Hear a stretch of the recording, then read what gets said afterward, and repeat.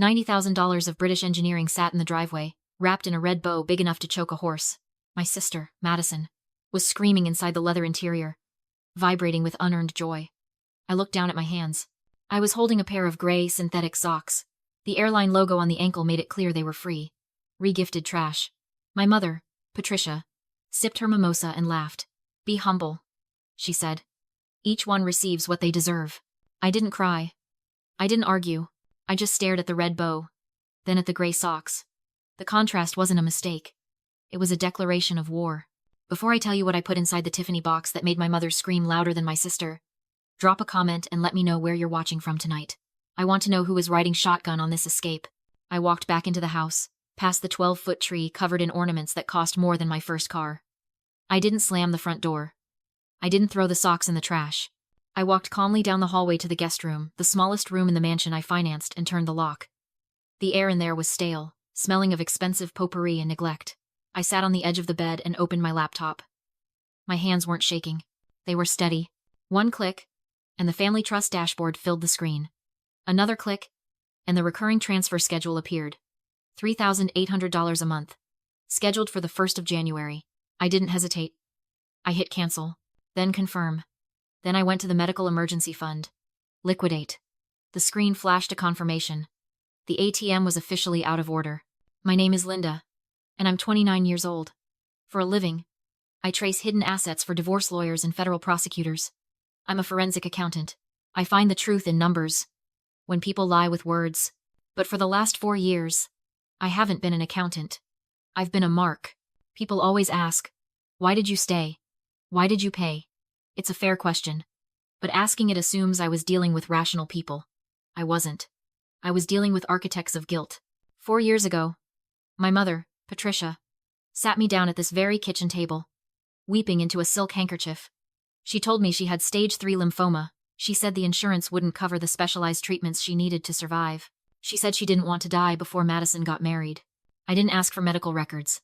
You don't audit your mother when she's telling you she's dying. You just write the check. I moved into a studio apartment the size of a closet. I stopped buying new clothes. I ate instant oatmeal for dinner 3 nights a week. I sent them $3,800 every single month, believing that my sacrifice was the only thing keeping my mother's heart beating. That is the trap of cruel normalization. It's a prison without bars. When you grow up in a house like mine, you are taught that love isn't a gift. It's a salary. You have to earn your place at the table. Madison earned hers by being beautiful and charming. I earned mine by being useful. My father, Richard, trained me to believe that my value was calculated in dollars and cents. If I wasn't paying, I wasn't loving. So I paid. I paid when they went on vacations I wasn't invited to, telling myself they needed the rest for Mom's health. I paid when Madison posted photos of new designer bags, telling myself she deserved a little joy while Mom was sick. I normalized the cruelty, because acknowledging it would mean admitting that my parents didn't love me, they just loved my utility. I lived in that denial for 1,460 days. But looking at that cancellation screen, the denial evaporated. There was no cancer. I knew that now. A dying woman doesn't laugh at her daughter's socks. A dying woman doesn't sneer at humility while sitting on a throne of lies. There was only greed. My medical payments were just a subscription service for their lifestyle, and I had finally canceled my membership. I closed the laptop. The silence in the room felt heavy, charged with the electricity of a bridge burning down. They thought they had broken me. They thought I was in here crying over a pair of socks. They didn't know that while they were celebrating their theft, I was drafting their eviction. They taught me that money was the only language they understood. Fine. I was about to speak it fluently. I walked into the dining room 2 hours later. The air was thick with the smell of rosemary and expensive roast beef. The table was set with crystal glasses and heavy silverware that I knew for a fact hadn't been there last year. My father, Richard, sat at the head of the table, carving a prime rib that probably cost more than my weekly grocery budget. He looked like a king in his castle, completely unaware that the moat had just been drained. Madison was already seated, swirling a glass of red wine. She looked up as I entered, her eyes gleaming with that specific cruelty reserved for younger sisters who have never been told no. "You finally came out of your cave," she said, taking a sip. "I was just telling Dad about the sound system in the Rover. It's incredible. You really need to upgrade, Linda. I heard your sedan pulling in earlier. It sounds like a dying lawnmower." "It gets me to work," I said, taking my seat. My voice was calm. Unnervingly calm. "Work," Richard scoffed, slapping a slice of meat onto a plate. That's all you do. You need to learn to enjoy the fruits of your labor, Linda. Look at us. We know how to live. I looked at them. I really looked at them. They weren't living. They were feeding.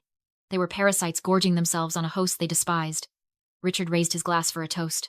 To family, he boomed, his face flushed with wine and self-importance. To our success. We've had a hard few years, but we weathered the storm. We're survivors. He didn't look at me. He didn't acknowledge the checks. He toasted to his own resilience, drinking wine bought with the money I sent for chemotherapy. That was when I saw it. The light from the chandelier caught something at Patricia's throat.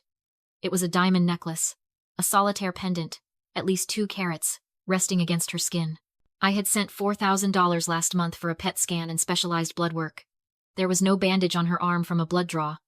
There was only a diamond. I felt a cold, sharp laughter bubbling in my chest. But I swallowed it down. I needed to be sure. I needed one final confirmation before I burned it all down.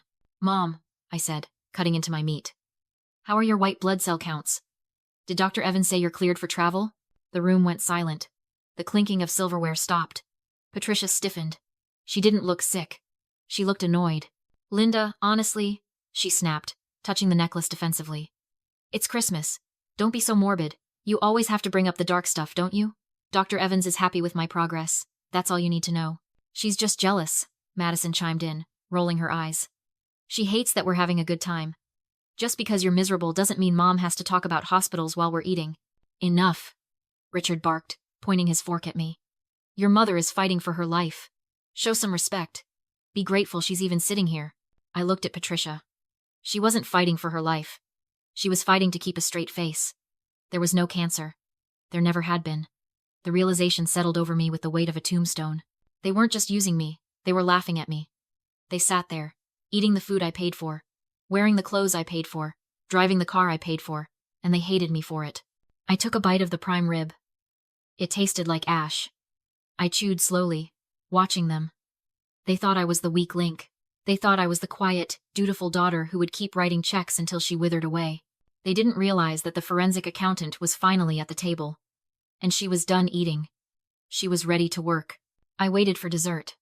Madison was busy directing a photo shoot with the dessert, forcing Mom to pose with the knife like she had actually cooked something. Dad was pouring his 3rd glass of wine, loudly recounting a business deal that I knew for a fact had fallen through 6 months ago. They were distracted by their own vanity. It was the perfect cover. I'm going to use the restroom, I said. Neither of them looked up. I walked past the powder room and slipped into my father's home office. It smelled of stale cigar smoke and unearned confidence. I sat at his mahogany desk, a desk that cost more than my entire wardrobe, and woke up his computer. I didn't need to install spyware or guess a complex encryption key. I knew my father. He was arrogant. He thought he was untouchable. I typed Richard 1 into the password field. The screen unlocked. I went straight to the digital filing cabinet. I opened the folder labeled medical. It was empty. My breath hitched, just once. I remembered the night 4 years ago. Mom weeping on the sofa, clutching her side, telling me the cancer had spread to her lymph nodes. I remembered the way Dad held her hand, looking at me with wet, pleading eyes, asking if I could help save her. I closed the folder. Empty. No scans. No referrals. No blood work. I opened the folder labeled Range Rover. It was full.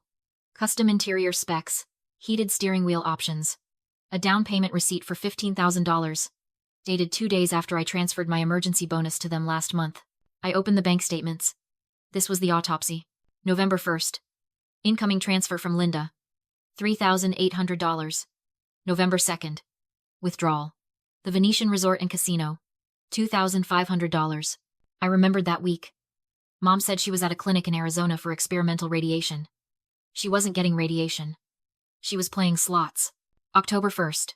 Incoming transfer from Linda. $3,800. October 3rd. Point of sale transaction. Gucci. $1,200. I remembered that month. Dad told me the copay for the oncologist had doubled. He said they were eating rice and beans to make ends meet. He wasn't eating rice. He was buying loafers. The anger didn't feel like heat. It felt like ice water flooding my veins. They hadn't just stolen my money. They had stolen my grief. They had let me mourn a living woman for 4 years. They had let me starve myself to feed a ghost. I didn't weep. I pulled out my phone. I took photos of every screen. The casino withdrawals. The luxury shopping sprees. The emails between my father and the car dealership joking about the upgrade. I captured it all. Then, I opened a new window. I logged into the bank portal for the estate's mortgage. Because my credit score was the only thing keeping this house standing, I was listed as the guarantor with administrative access. I navigated to the fraud reporting section. I didn't have to fill out a long form.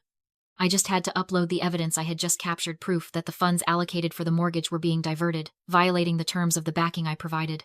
I drafted the foreclosure trigger notice. I attached the proof of embezzlement. I set the timer. They thought I was in the bathroom fixing my lipstick. They didn't know I was in the office evicting them from their lives. I hit send. The printer in the corner whirred to life, printing a single, hard copy of the foreclosure warning and the IRS fraud report I'd compiled. I grabbed the papers. I folded them with the precision of a surgeon closing a wound. I wasn't just a daughter anymore. I was the auditor. And the audit was finished. At 2 a.m, the house was silent. It wasn't the peaceful silence of a holy night. It was the heavy, suffocating silence of a crime scene before the tape goes up. The only light came from the Christmas tree, casting long, distorted shadows across the living room floor. I sat in the guest room, staring at the papers in my hand. They were still warm from the printer. 2 documents. 2 bullets. The first was the foreclosure notice. Because I was the guarantor on the estate, the only reason the bank hadn't seized this monstrosity years ago, I had administrative power. When I flagged the account for misappropriation of funds earlier that night, it triggered an immediate clause in the contract. The grace period was revoked. The bank wasn't asking for payment anymore. They were demanding the keys. The second document was the IRS fraud report. A meticulous record of every medical transfer, casino withdrawal, and luxury purchase disguised as healthcare. It mapped years of tax evasion and wire fraud. Enough to keep Richard and Patricia in court for years. I didn't just want to leave. I wanted to make sure they couldn't follow. I folded the papers and placed them inside a pristine Tiffany blue box, the only luxury I owned, tying the white ribbon carefully. It was perfect. A Trojan horse in satin and cardstock. I set the box beneath the Christmas tree, front and center, beside the Range Rover keys. Patricia would assume it was jewelry, an apology. Instead, it was her downfall. I took one last look around. Stockings for Richard, Patricia, Madison. None for me. I wasn't family. I was the generator, and I'd just cut the power. I left without sadness. Only the weightless feeling of a prisoner walking through an open gate. Outside, I got into my old, paid-off sedan. The engine growled, not luxury, but survival. I put it in reverse. Then everything exploded. A violent crash stopped the car cold. Blocking the driveway was the white Range Rover. Red bow crushed against my bumper. Richard burst out, drunk, shirt stained with wine, gripping a baseball bat. He didn't look powerful. He looked feral. He smashed my window, shattered the glass, reached inside, screaming that I couldn't leave. As he destroyed the car, something clicked. This wasn't strength. It was panic. He wasn't a titan, just a parasite who'd lost his host. You didn't make me, I said quietly. You rented me. And the lease is up. I raised my phone and called 911. The police arrived fast. Richard dropped the bat. Patricia ran out, clutching the Tiffany box, already calculating her losses. I pressed charges. They handcuffed Richard against the hood of the Range Rover. Patricia sobbed on the porch, holding her foreclosure notice wrapped in a bow. I left in a taxi. At sunrise, I sat in a cheap diner with duct-taped seats and bitter coffee. It was the most beautiful place I'd ever been. I deleted the family contact group. Blocked every number. The coffee tasted like freedom.